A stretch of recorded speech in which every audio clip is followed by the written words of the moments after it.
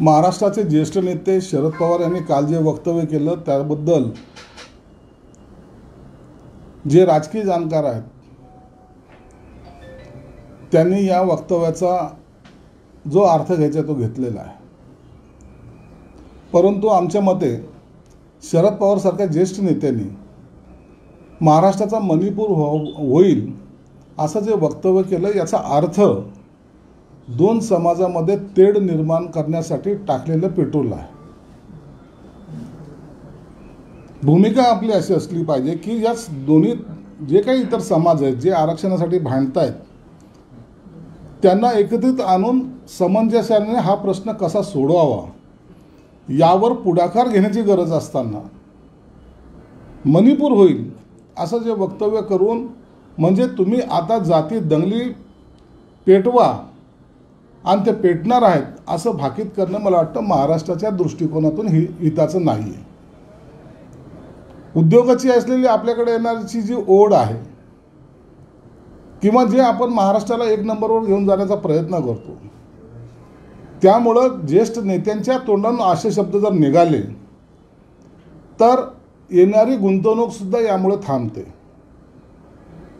हा विचार या मोठ्या नेत्याने करायला पाहिजे होता आणि जर त्यांना पूर्वीपासून काँग्रेस असेल की राष्ट्रवादी असेल यांनी जातीमध्ये भांडणं लावूनच आपलं राजकारण केलेलं आहे आणि त्याच दिशेने ते जात आहेत आणि ही गोष्ट समाजाच्या सुद्धा लक्षात येते। म्हणून समाजाने सुद्धा उघड्या डोळ्यांनी या सर्व बाबीकडे पाहिलं पाहिजे। आपल्या आपसामध्ये कुठेही भांडणं होऊ नये याची काळजी सर्वांनी घेतली पाहिजे असं आमची त्यांना विनंती राहील। शरद पवार हे पण बोलले की सरकार ओबीसी नेते आणि मराठी नेते यांनी एकत्रित येऊन बसावं आणि चर्चा करून तोडगा काढावा, जो काही तोडगा निघेल तो मी त्याला पाठिंबा देईन।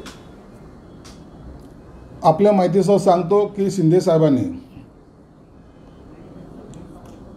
राजकीय सर्व पक्षांना बोलून सुद्धा सर्वप्रथम मराठा समाजाच्या आरक्षण संदर्भात बैठक घेतली होती आणि त्याला शरद पवार साहेब उपस्थित होते। त्यानंतर ओबीसींची सुद्धा बैठका अनेक वेळा झालेल्या आहेत। या दोन्ही समाजाच्या अनेक बैठका आणि त्यांच्यासाठी नेमलेली कमिटी या सातत्याने घेत असतात।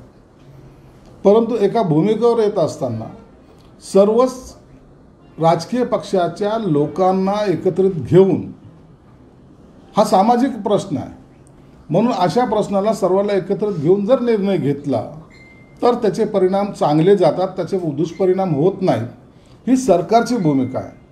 म्हणून गेल्या अधिवेशनामध्ये सुद्धा आम्ही हीच भूमिका मांडली होती की तुम्ही सर्वजण विरोधी पक्षाला सुद्धा निमंत्रित केलं होतं, तुम्ही या आपली भूमिका काय आहे हे सांगा। आतापर्यंत जर तुम्ही पाहिलं असेल तर उभाटा गटाच्या नेत्यांनी कोणतीही भूमिका स्पष्ट केली नाही, काँग्रेसच्या नेत्यांनीही भूमिका स्पष्ट केली नाही आणि शरद पवार साहेबांनी आपली भूमिका ही गोलमोल पद्धतीने मांडलेली आहे। तुम्ही सर्वांना बोलवा, तुम्ही सर्वांशी चर्चा करा आणि मग एक निर्णय घ्या। अरे त्या प्रक्रियेमध्ये सामील होण्यासाठी तुम्ही सर्वांनी जर आलं तर मला वाटतं याला एक बेस निर्माण होईल आणि चांगला निर्णय यातून जाईल। कोणत्याच समाजाला आपसामध्ये भांडणं करायची इच्छा नाही हे तेवढं सत्य आहे। मात्र छत्रपती संभाजीनगरमध्ये आल्याच्या नंतर सुद्धा त्यांनी सांगितलंय की कॉन्फरन्सेस व्हायला पाहिजेत, लाईव्ह कॉन्फरन्सेस व्हायला पाहिजेत आणि त्यामध्ये सर्वांनी सहभागी व्हायला पाहिजे। आणि दुसरीकडे तुम्ही जर त्यांना आमंत्रित करताय तर येत नाहीत, मग याचा अर्थ काय? हे येत नाहीत ना, हे बाहेर बोलतात, येत नाहीत, आपले भूमिका सुद्धा स्पष्ट करत नाहीत आणि मग ह्या सगळ्या आरक्षणाला जसं सरकारच जबाबदार आहे, सरकारलाच फासावर लटकवलं पाहिजे अशा पद्धतीने राजकारण करायचा जो प्रयत्न करतायत त्याला आमचा विरोध आहे। तुम्ही या चर्चा करा ना। सरकार देत नाहीत का? सरकार सर्वांच्या पाठीशी आहे, सर्व समाजांच्या पाठीशी आहे, परंतु बाहेरून आपला असा अंग काढून झटकून ज्याला म्हणतात त्या पद्धतीने बोलणं मला वाटतं हे समाजामधला तेढ निर्माण होऊ देण्यासाठी केलेला हा प्रयत्न आहे। यामागचा शरद पवार यांचा काय उद्देश वाटतो तुम्हाला? समाजामध्ये भांडण्याच लागतील ना यामुळे। त्यांच्या मनातला मणिपूर त्यांनी काल बोलून दाखवला आहे आणि असं झालं तर हे महाराष्ट्राचा आगडोंब होईल आणि हे कुणालाच परवडणार नाही।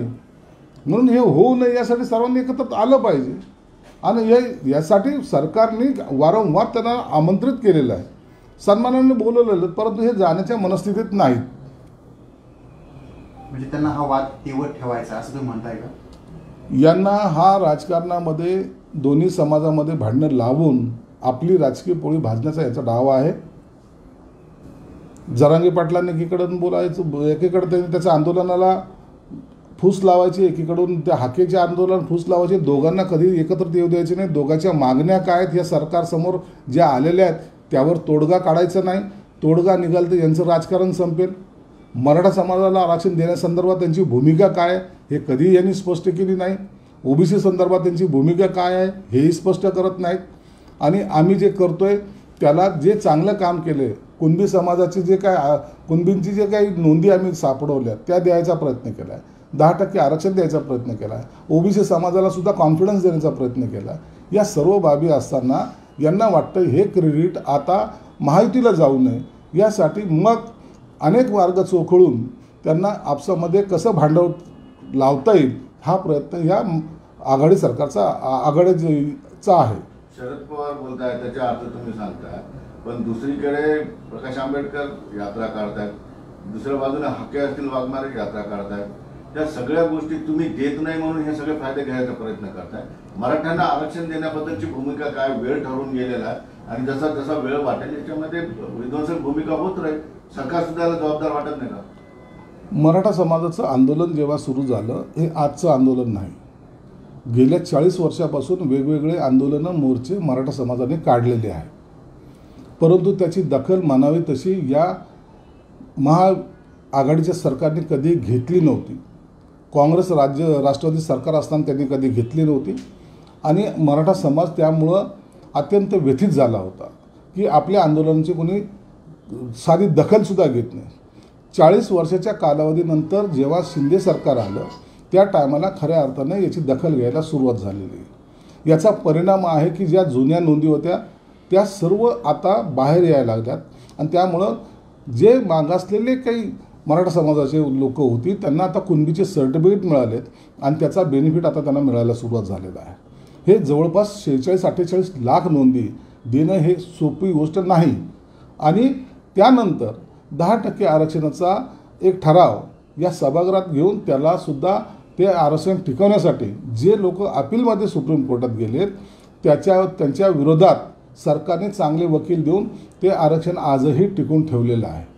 म्हणून हे सर्व करत असताना ओबीसी समाजाच्या घटकांना कधीही कुठेही आरक्षणाला धक्का लावू न देण्याचा हा जो संकल्प आहे हा सुद्धा सरकार पाळू नये. म्हणजे एका समाजाला द्यायचं दुसऱ्या समाजाला नाराज करायची ही भूमिका सरकारची नाही आहे. आणि म्हणून दोन्ही समाजाला बॅलन्स करून सरकार त्यांच्या मागण्याचा विचार करतं आहे. आताही पाहिलं जेव्हा मराठा समाजाच्या सर्व घटकांचा सर्वे केला गेला जवळपास 3.5 लाख कर्मचारी त्याच्यासाठी नेमले गेले होते आणि त्या 3.5 लाख लोकांनी सर्वे केलेलं हे प्रथमतः महाराष्ट्रामध्ये 40 वर्षानंतर घडलं. ही खऱ्या अर्थानं मराठा समाजाच्या आंदोलकाची त्यांना मिळालेली ही गिफ्ट आहे. त्यांनी केलेले आंदोलनाचं हे यश आहे.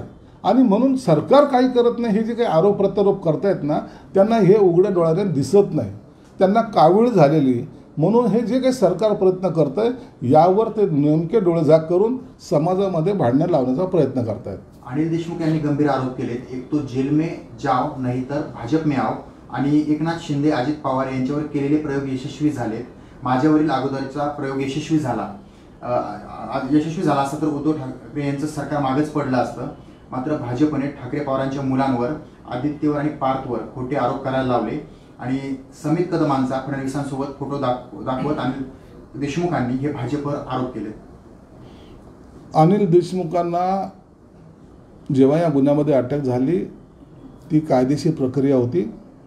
त्याला कुठेही सरकारचा आक्षेप नव्हता किंवा त्यांना कधीही सरकारने न्यायालयीन कामकाजामध्ये कधी हस्तक्षेप केला नाही. न्यायालय आपलं काम करतं, सरकार आपलं काम करतं.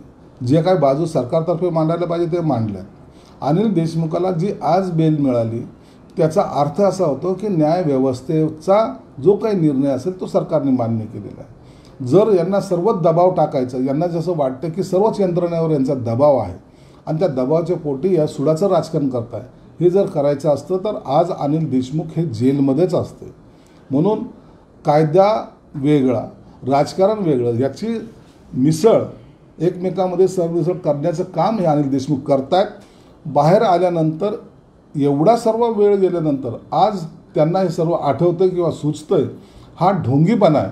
आणि याचाच प्रत्यय आता प्रत्येकाला यायला लागला आहे. निवडणुकीच्या तोंडावर असे बेछूट आरोप करून स्वतःचा वजन वाढवण्याचा त्यांचा हा मनोदय आहे. बच्चू कडू यांनी आता 9 तारखेचा अल्टिमेटम दिलेला आहे महायुतीला. त्यांचे 16 मुद्दे मान्य केले नाही तर ते वेगळी आघाडी युतीचा विचार करू शकतात. 9 तारखेपर्यंत त्यांनी वेळ दिलेली आहे. बच्चू कडूने काय अल्टिमेटम दिला मला त्याबद्दल कल्पना नाही. प्रत्येक जणाच्या वेगवेगळ्या मागण्या असतात. सरकार त्याच्याकडे गांभीर्याने पाहत असतं. आम्हाला वाटतं त्यांनी दिलेले काही निवेदन असेल, मागण्या असतील, त्याच्याकडे सरकार गांभीर्याने पाहिल आणि योग्य तो निर्णय घेईल. तो निर्णय जर आवडला नाही तर बच्चू कडूला त्यांचे मार्ग मोकळे आहेत. समीत कदमला राईट सिक्युरिटी दिली त्याच्यावरून आता टीका होते. हे सिक्युरिटी देणं हे सरकारचं काम नाही आहे. हे पोलीस यंत्रणेचं काम आहे. ती का दिली, कशामुळे दिली, ती असलेली कमिटी त्याला जबाबदार असते. सरकारच्या मुख्यमंत्र्याच्या आदेशाने किंवा होम मिनिस्टरच्या आदेशाने सिक्युरिटी दिली जात नाही. तर जिथे आता पूर आला, पुणे असेल, मुंबई असेल, या ठिकाणी तर विरोधी पक्षाने आरोप केला आहे की त्या ठिकाणी महानगरपालिका अस्तित्वातच नाही, लोकप्रतिनिधी नाहीत किंवा मग याची जबाबदारी कोण घेणार. राज्य सरकार तर निवडणुका घेते महानगरपालिकेच्या, असं राज ठाकरेंनी स्वतः वाटते. हे बघा, महानगरपालिकेमध्ये लोकप्रतिनिधी नाहीत, जिल्हा परिषदच्या निवडणुका झाल्या नाहीत. याला हे सर्व जबाबदारी ही निवडणूक आयोगाची. कार्यक्रम कसा आणि कधी डिक्लेअर करायचा हे निवडणूक आयोग ठरवत असतं. राज्याची एकंदरीत परिस्थिती पाहता त्यांनी निवडणुका कधी घ्याव्यात, असलेल्या कोणत्या वेळी घ्याव्या, निवडणूक आयोगाचा अधिकार आहे. परंतु लोकप्रतिनिधी नसल्यामुळं आज अडचणी निर्माण होतात असं समजण्याचं काही कारण नाही आहे. यासाठी सरकार गांभीर्यानं प्रशासन आणि असलेल्या महानगरपालिकेचे प्रशासक किंवा जिल्हा परिषदचे असलेले CEO आणि सरकार हे दोघंही या पूर परिस्थितीकडे गांभीर्याने पाहत आहेत आणि दिवस रात्र त्याच्यावर वर्किंग चालू आहे.